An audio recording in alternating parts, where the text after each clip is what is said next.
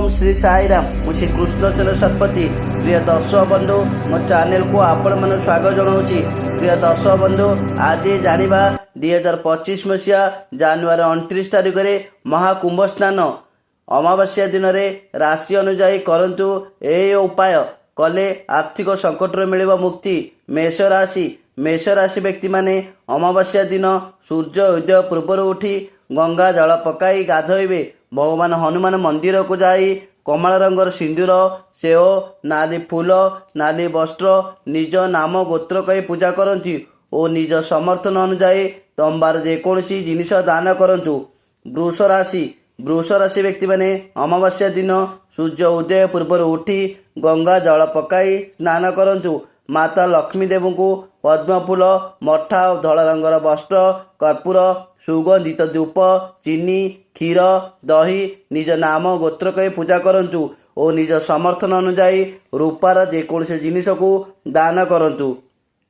मिथुन राशि व्यक्ति माने अमावास्या दिन सूर्य उदय पूर्व उठी गंगा जल पकाई स्नान करंतु। भगवान गणेश को दुब पिजुड़ी सबुज फल दीप सबुज रंगर वस्त्र को निज नाम गोत्र कही पूजा करंतु और निज समर्थन अनुजाई पितलर जेकोसी जिनिष को दान करंतु।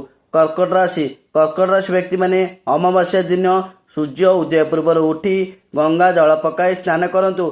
भगवान शिव मंदिर को जाई धला फूल धला वस्त्र क्षीर पैड़ कर्पूर निज नाम गोत्र कही पूजा करंतु और निज समर्थन अनुजाई रूपा मोती शंख आदि जेकोसी जिनिष को दान करंतु। सिंह राशि व्यक्ति माने अमावास्या दिन सूर्य उदय पूर्व उठी गंगा जल पकाई गाधांतु और पूर्व दिग मुह करी तंबा पात्र रे गंगा जल लाल फूल लाल चंदन पकाई ओ घणी सूर्याय नमः बोली जल अर्पण करंतु और शुद्ध घी तंबा पात्र गहम गुड़ लाल वस्त्र निज समर्थन अनुजाई दान करंतु।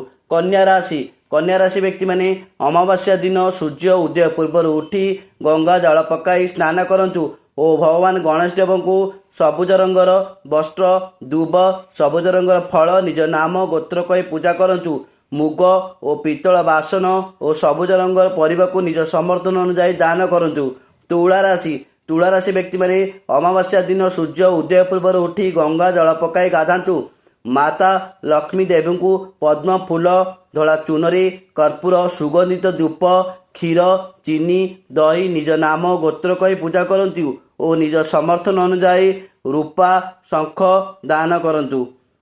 बिछा राशि व्यक्ति माने अमावास्या दिन सूर्य उदय पूर्व उठी गंगा जल पकाई गाधांतु और भगवान हनुमान मंदिर को जाई नाली वस्त्र कमल रंगर सिंदूर नाली जातीय फल नाली फूल निज नाम गोत्र कही पूजा करंतु और निज समर्थन अनुजाई तंबार जिनिष दान करंतु।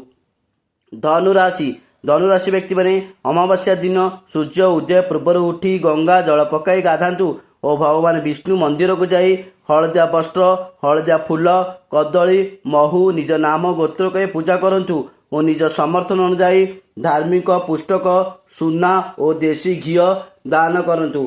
मकर राशि व्यक्ति माने अमावास्या दिन सूर्य अस्त परे शनिदेव मंदिर को जाई कला अंगूर अपरजिता फूल कला दीपरे राशि तेल किंबा पोलांग तेल कला राशि कंटा पकाई निज नाम और गोत्र कही पूजा करंतु और निज समर्थन अनुजाई बीरी किंबा लुहार पदार्थ को दान करंतु। कुंभ राशि व्यक्ति माने अमावास्या दिन सूर्य अस्त परे शनिदेव मंदिर को जाई कला अंगूर अपरजिता फूल और कला दीपरे राशि तेल किंबा पोलांग तेल कला राशि कंटा पकाई निज नाम और गोत्र कही पूजा करंतु और निज समर्थन अनुजाई बेरी किंबा लुहार पदार्थ को दान करंतु। मीन राशि व्यक्ति माने अमावास्या दिन सूर्य उदय पूर्व उठी गंगा जल पकाई गाधांतु और भगवान विष्णु का मंदिर को जाई हलदिया वस्त्र हलदिया फूल कदली महू निज नाम गोत्र कही पूजा करंतु और निज समर्थन अनुजाई धार्मिक पुस्तक सुना और देशी घी को दान करंतु। जय जगन्नाथ। प्रिय दर्शक बंधु जदि मो भिडियोटी आपण मानक भल लगुଥାଏ तेबे भिडियो रे लाइक देबे कमेंट करिवे एवं भिडियोटी को शेयर कर देबे आउ चैनल टी को सब्सक्राइब करने को भूलिबे नहीं। जय जगन्नाथ।